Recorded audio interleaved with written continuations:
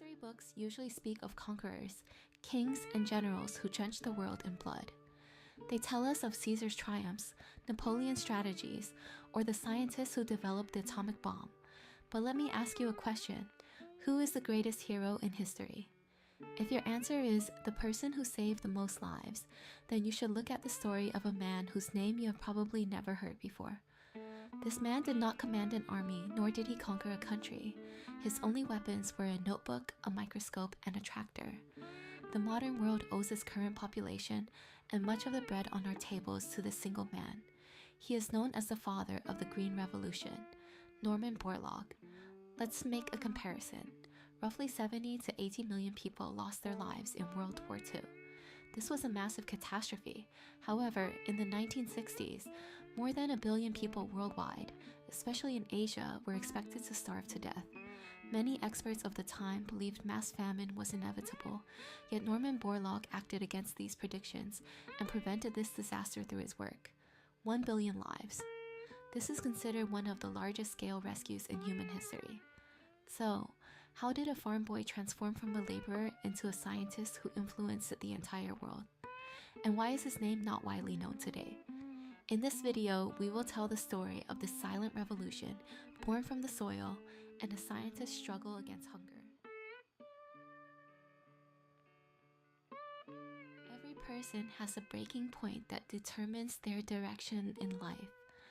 For Norman Borlaug, this period was the Great Depression years in 1930s America. Born on a modest farm in Iowa, Norman got to know the soil at an early age. However, the economic crisis and the environmental disasters of the 1930s completely changed his perspective. During the period known as the Dust Bowl, fertile lands were being blown away by the wind, crops were perishing, and people were losing their livelihoods. Young Norman directly observed people waiting in long lines for a bowl of soup in Minneapolis, witnessing the devastating effects of hunger on society. This experience left a permanent mark on his mind. Hunger was not just a physical need, it was an element that threatened social order. When he started university, he planned to study forestry. However, his direction changed when he attended a lecture by plant pathologist Elvin Charles Stackman. Stackman was describing the destructive effects of rust disease on agriculture. This lecture was a turning point for Borlaug. The problem was clear: diseases are destroying plants. The goal was also clear: to fight hunger by developing more resistant crops. At that time, no one could have predicted that he would later work in the harsh conditions of Mexico to initiate a massive transformation in agriculture. In 1944, the Rockefeller Foundation launched a program to increase wheat yields in Mexico. Norman Borlaug left his young wife and newborn child behind to go to Mexico and join this program. The picture he faced was quite challenging. The country was importing nearly half of the wheat it needed. Unproductive soil and diseases were severely limiting production. Agricultural methods were very primitive. Borlaug's workspace was not a modern laboratory, but the field itself. At this point, Borlaug's method, which was seen as contrary to the scientific understanding of the time, emerged: shuttle breeding. The prevailing view then was that a plant could only be bred according to the climate of the region where it grew. Borlaug rejected this approach. To speed up the process, he aimed to obtain 2 harvests a year instead of 1 by moving constantly between Mexico's different climatic regions. With this method, he continuously carried seeds between the hot plains in the north and the cooler regions in the center. Some in academic circles thought this method would fail.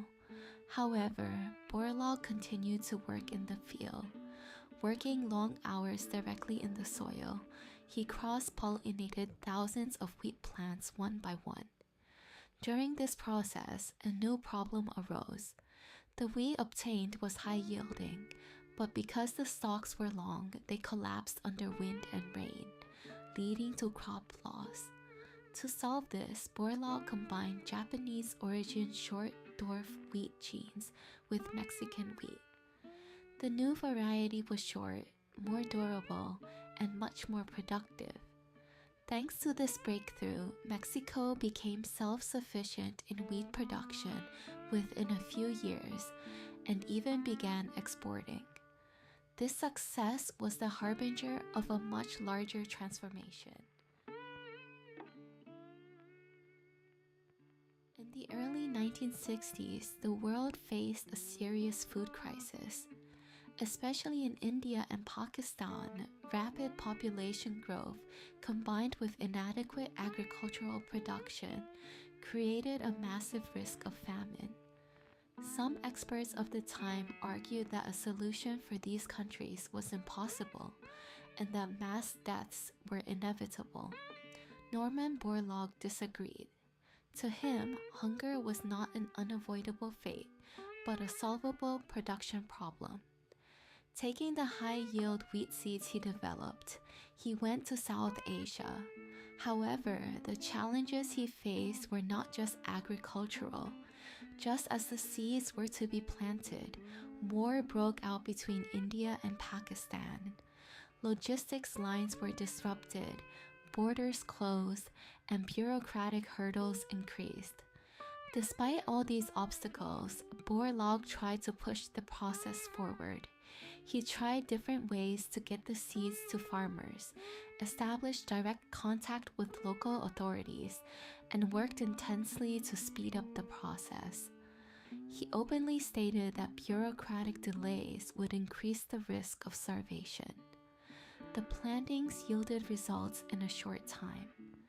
In 1968, wheat production in India reached record levels.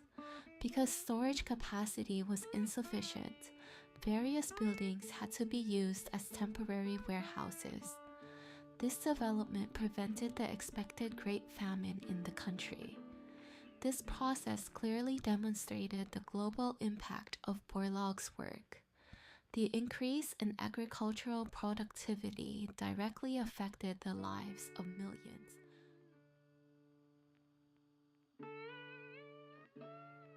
Let's make a comparison to better understand the gravity of the situation. In the early 1960s, while the world population was growing rapidly, food production could not keep pace. Some reports of the time were so pessimistic, they used the term unsalvageable for India and Pakistan. Some even argued that sending aid would only make the situation worse. Norman Borlaug opposed these views. According to him, hunger was a technical production problem that could be solved. In 1965, he took action to transport approximately 550 tons of dwarf wheat seeds from Mexico to India. However, the process was extremely difficult. Due to the war in the region, logistics lines were disrupted, borders were closed, and transportation was under serious risk. Despite this, Borlaug knew the seeds had to be planted on time. A delay would directly affect the yield. When the seeds reached India, the distribution process was not easy either. Bureaucratic obstacles, quarantine procedures, and official permits were slowing down the process.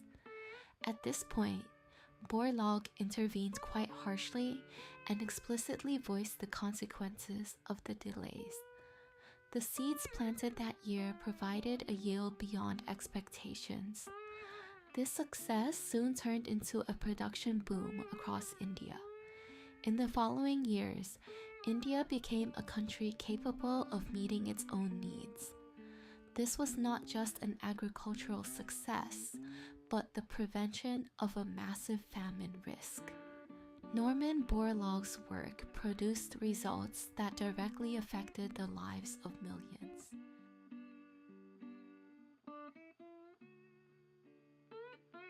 In 1970, the Nobel Peace Prize was awarded to Norman Borlaug. This award meant international recognition of the work he had been carrying out for years.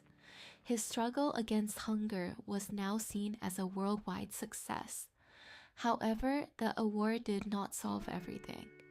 On the contrary, this success brought new debates. Especially in some academic and political circles in the West, the high-yield agricultural methods Borlaug developed began to be criticized. The main point of criticism was that modern agriculture harmed nature and was not sustainable in the long run. Borlaug did not entirely reject these criticisms. However, his perspective was different. To him, the issue was not theoretical debates, but the facts on the ground. If people were dying of hunger, that problem had to be solved first. By the 1980s, these debates became even harsher. Some circles openly took a stand against modern agricultural projects, and financial support began to be cut. This situation directly affected projects in Africa. Borlaug did not back down. Despite his age, he went to Africa and worked to increase agricultural production in different regions. Working on the ground in regions like Sudan and Ethiopia, he tried to contribute to the increase of local production. His approach was simple but clear. Hunger is not a subject for political debate, but for technical solutions. If a problem affects the lives of millions, producing a solution cannot be postponed. During this period, even though Borlaug had lost the support of international organizations and certain circles, he continued his work in the field. For him, what mattered was not the theoretical discussion, but the direct result, and those results affected the lives of millions.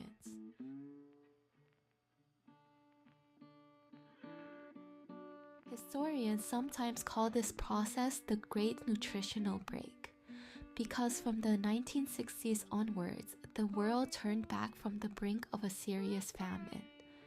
If Norman Borlaug had not done this work, the world could have been in a very different place. According to estimates made in the 1960s, mass starvation was inevitable in many regions, especially Asia. If this had happened, the world population might not have reached today's levels. The lives of billions of people would have been at direct risk. Not only individual lives, but the economic and social structures of countries could have been severely damaged. However, the methods Borlaug developed changed this scenario. Increasing agricultural productivity brought food production in line with population growth. This eliminated the risk of a major famine. There is an important point here. Borlaug's success was not a miracle on its own, but the result of a scientific approach. Trial, observation, breeding, and patience. With the combination of these, a massive problem was solved. The bread that comes to our table today is a result of this process. We often don't notice it, but every day we live the results of that silent revolution. And perhaps the most important question is this: will we be able to show the same courage for the crises we will face in the future? Thanks for watching. See you in the next video.